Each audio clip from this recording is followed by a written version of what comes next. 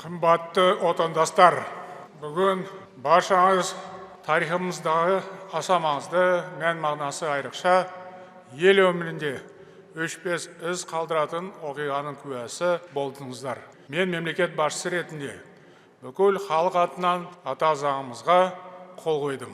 Сонымен қатар Конституцияны іске асыру жөніндегі шаралар туралы жарлыққа қол қойдым. Енді халық Конституциясы 1 шілдеден бастап ресми түрде өз күшіне енеді. Ал Конституция күнін мемлекеттік мереке ретінде ұлттық деңгейде жыл сайын 15 наурызда атап өтетін болдық. Еліміздің барша халқына ата заңымыз құтты болсын деп айтамын. Конституция мемлекетіміздің ұзақ мерзімді мақсат мұратын айқындайтын, ұлтымыздың келешек тағдырына тікелей әсер ететін тарихи құжат. Бұл шын мәнінде халық конституциясы. Оның жобасы шамамен 2 жыл бұрын пысықтала бастады. Кейін мұқият талқыланып, зерделеніп жазылды. Конституциямыз табанды ұжымдық еңбектің нәтижесі. Біз бүгін бір ел болып, ұлт жылнамасының жаңа межесіне өттік. Түбегейлі өзгерістердің сапасы және мазмұны ерекше бірге кезеңіне аяқ бастық. Кеше ғана елімізде жалпы халықтық референдум ойдағыдай өтті. Оған жұртшылық жаппай белсене қатысты. Азаматтарымыз өз таңдауын жасады. Халқымыз бір кісідей жаңару мен жаңғыру жолын жақтап дауыс берді. Халқымыз отанымыздың болашағы үшін өте жауапты сәтте жұмыла еңбек етті. Ортақ іске орасан зор үлес қосты. Ұлы Абайдың бірлік, ақылға бірлік деген өсиет сөзі осындай кезде айтылған болса керек. Бұл референдум берекелі бірлік пен ырысты ынтымағымыздың тағы бір өнегелі көрінісі және нышаны болды. Біз халқымызға тән нағыз отаншылдық рухын сезіндік. Олардың риясыз қолдауына куә болдық. Мемлекет тағдырына бей-жай қарамай, дауыс беру науқанына атсалысқан барша азаматқа зор алғыс айтамын. Ұлт мүддесін терең түсініп, ата заңды қолдап дауыс беруді тарихи миссия санаған жұртшылыққа шынайы ризашылығымды білдіремін. Бұл орайда Павлодар, Ақтөбе, Маңғыстау, Жамбыл, Түркістан, Шығыс Қазақстан, Жетісу, Қызылорда облыстарының және басқа да аймақтардың ата заңды мақұлдап, дауыс берген тұрғындарына алғысымды айтқым келеді. Сондай-ақ осы тұста Қазақстан жастарының ерекше белсенді болғанын атап өту қажет. Олар заңғар жазушы Әбіш Кекілбаев айтып кеткен ұлттық жауапкершіліктің озық үлгісін көрсетті. Мұны заңды құбылыс деп айтуға толық негіз бар. Өйткені жаңа конституция ең алдымен өскелең ұрпақтың игілігі үшін қабылданып отыр. Бұған дейін де айттым, қазір де қайталаймын. Еліміздің болашағы жастарымыздың қолында. Мемлекет басшысы ретінде мен сіздерге сенемін, зор үміт артамын. Жастарымыздың қабілетті айрықша, талант дарыны мол, әлеуеті зор, күш-жігері мықты. Қазақстанды әлемдегі ең озық дамыған елдердің қатарына қосатында сіздер. Бұған еш күмәнім жоқ. Бүгін төрге озып, тұғырына қонған жаңа халық конституциясы сіздерге бағдар беретін темір қазық болады. Себебі бұл келер ұрпақпен бірге жасай беретін қасиетті құжат. Осы орайда мен конституциялық реформа жөніндегі комиссияның нәтижелі еңбегіне айрықша тоқталғым келеді. Комиссия мүшелері өте ауқымды, тиімді жұмыс атқарып, мемлекет пен қоғамның өзара сенімі және серіктестігі аса маңызды екенін айқын көрсетті. Жалпы ұлттық коалиция мүшелері де қажырлы қызмет етті. Олар жаңа конституцияның мән-мазмұнын жұртшылыққа кеңінен түсіндіріп, қажетті үгіт-насихат жұмысын ойдағыдай атқарды. Бүгін осы тарихи сәтке орай мен комиссия құрамында болған барша азаматқа және коалиция мүшелеріне ерекше ризашылығымды білдіремін. Еліміздің әр аймағы ауданы мен қаласында қоғамдық белсенділер, олардың ішінде еріктілер, яғни волонтерлер, жоғары азаматтық жауапкершілік танытып, халық конституциясының қабылдануына зор үлес қосты. Баршаңызға рахметімді айтамын. Біз халық конституциясының келешек ұрпақ алдындағы жауапкершілігімізді терең сезіне отырып қабылдадық. Ата заң қуатты, күшті, бәсекеге қабілетті Қазақстанның жаңа жарғысы.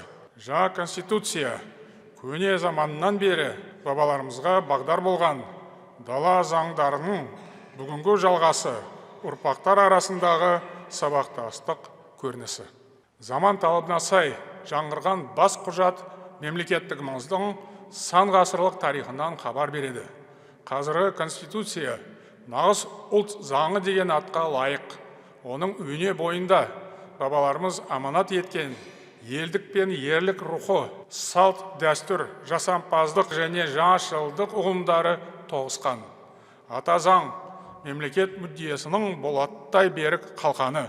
Конституциямыздың ең басты мақсаттары жеріміздің тұтастығын, еліміздің тәуелсіздігі мен егемендігін қорғауға, азаматтарымыздың құқықтары мен бостандықтарын сақтауға, қоғамдық әділет пен заң үстемдігін нығайтуға кепілдік беру. Сондай-ақ білім, ғылым, инновация мен мәдениетті дамыту, тазалықты дәріптеп, табиғатты қорғауды қамтамасыз ету. Мемлекетіміздің бас құжаты халық болмысының мызғымас нышаны, берекелі ауызбіршілігіміздің символы. Азаматтарымыз таңдаған жаңа конституция Қазақстанның жаңа дәуіріне жол ашады. Қазақстан аяғына нық тұрған халықаралық беделі биік мемлекет. Еліміз ішкі тұрақтылығын сақтап, өзге жұртпен достық қатынас орнатып, зор сеніммен алға қарай қадам басып келеді. Енді мемлекетіміз дамудың даңғыл жолына түседі. Сондықтан бізге татулық пен достық, сабырлық пен табандылық, жасампаздық пен ұқыптылық, еңбекқорлық пен сенімділік ауадай қажет. Біздің биік мақсаттарымыз, нақты жоспарларымыз бар. Көп созбай, бәріміз осы міндеттерді іске асыруға кірісуіміз керек. Уважаемые соотечественники, разработка и принятие поистине народной конституции олицетворяет торжество общенационального единства, массовую поддержку нашей стратегии модернизации и реформ. Историческое значение этого документа по достоинству оценят и нынешние, и, конечно, будущие поколения. А нам выпала миссия стать подлинными творцами государственной летописи.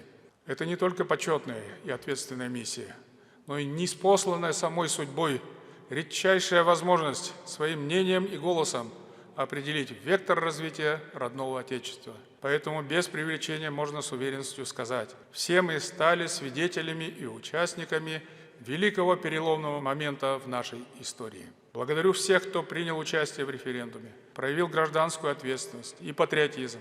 В особенности выражаю сердечную признательность молодежи. Молодые граждане вписали свое имя в летопись страны, стали соавторами основного закона.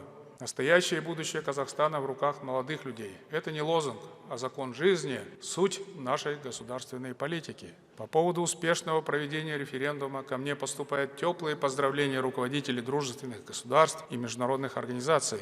Пользуясь данной возможностью, выражаю им искреннюю признательность за поддержку и симпатии к нашему народу. Хочу особо отметить, впереди много работы.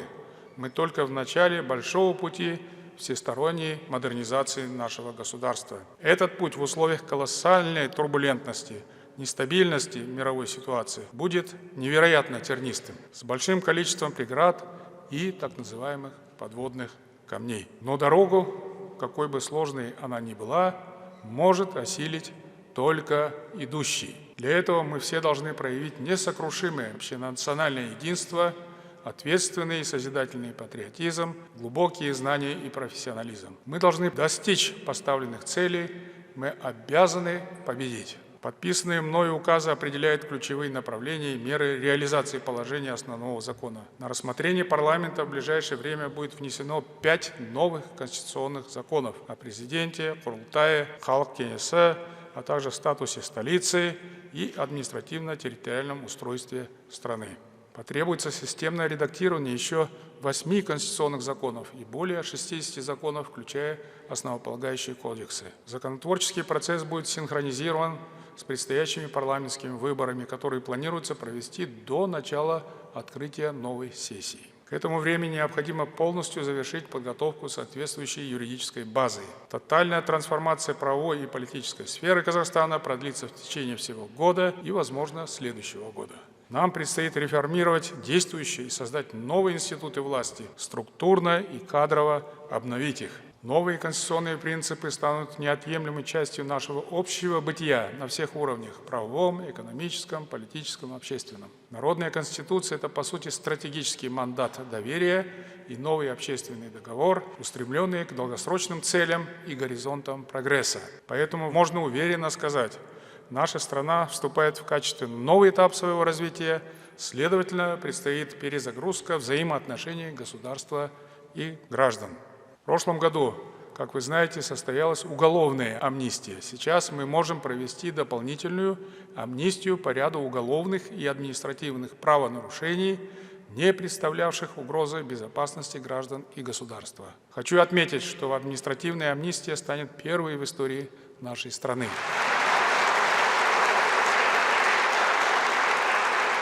Прошу парламент принять соответствующий закон до конца текущей парламентской сессии. Это важный шаг на пути утверждения в нашем обществе гуманистических идеалов и прогрессивных ценностей основного закона. Новая Конституция – яркий символ единства и солидарности нашего народа.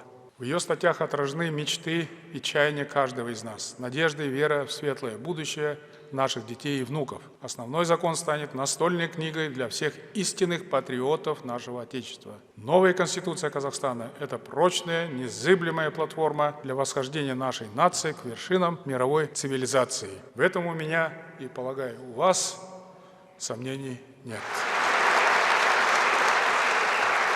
Қадірлі қауым, жаңа конституцияны қабылдау ұлттың жаңа сапасын қалыптастыру деген сөз. Бұл дұрыс пен бұрысты тани білетін, жақсы мен жаманның ара-жігін ажырата алатын, кемеліне жеткен жұрттың ғана қолынан келетін іс. Жаңа конституция елдігіміздің тірегі, егемендігіміздің тұғыры болады. Оның әр нормасы, әр тармағы тәуелсіздігімізді нығайта түседі. Әділдік қағидаты бас құжаттың өзегіне айналды. Сондықтан ата заңды, әділетті Қазақстанның төл құжаты десек қателеспейміз. Мен ел президенті және Конституция кепілі ретінде бас құжаттағы ережелердің мүлтіксіз орындалуы үшін бар күш-жігерімді саламын.